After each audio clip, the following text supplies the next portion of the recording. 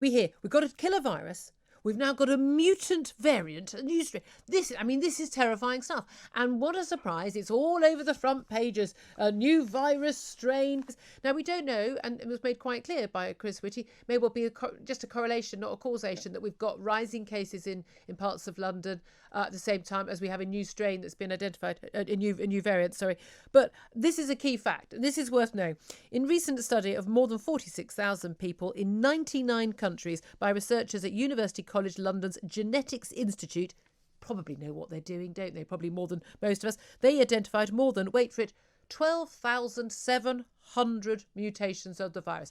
Viruses mutate. That's what they do. That's how they survive. That is their raison d'etre. There is nothing to be surprised about or particularly worried about, given especially that Chris Whitty said there's no reason to imagine this new variant will be any more resistant to the Pfizer vaccine or any other vaccine, or that it is more dangerous to humans than any other version. So, and no reason to suspect that it would be the case. So we've got Hancock telling us, oh, new variant.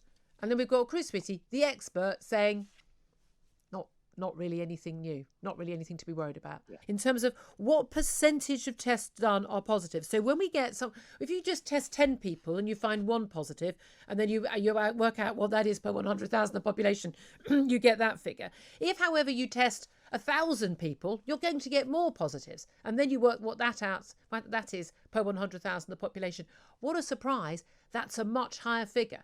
If you test more people, as we have done in London, a week before lockdown, we increased testing by 30%, carried on through lockdown and carried on since. If you test more people, you will get more positive tests. Now, the only thing that we need to know is, what is the increase in the percentage of positive tests? So, but what is often more accurate is the REACT survey, the Zoe, that's with Imperial College, the Zoe survey with King's College, and the ONS. And all of those, well, REACT is showing actually cases across the country are going down.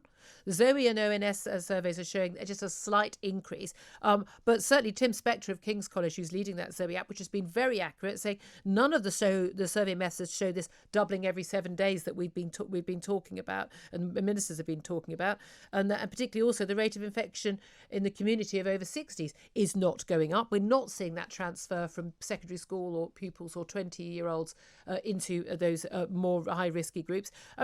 It does seem that we've got lots of different bits of data, and the government cherry picks the data that looks the worst, and they've publicised that. But the underlying data is not telling us that there is any big crisis.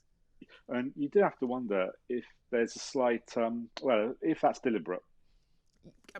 Do you suspect that it is? Because I do. I'm not a conspiracy theorist. I'm not. I just find it really bizarre that we're constantly always given the worst case scenario and never a balanced view of where we really are.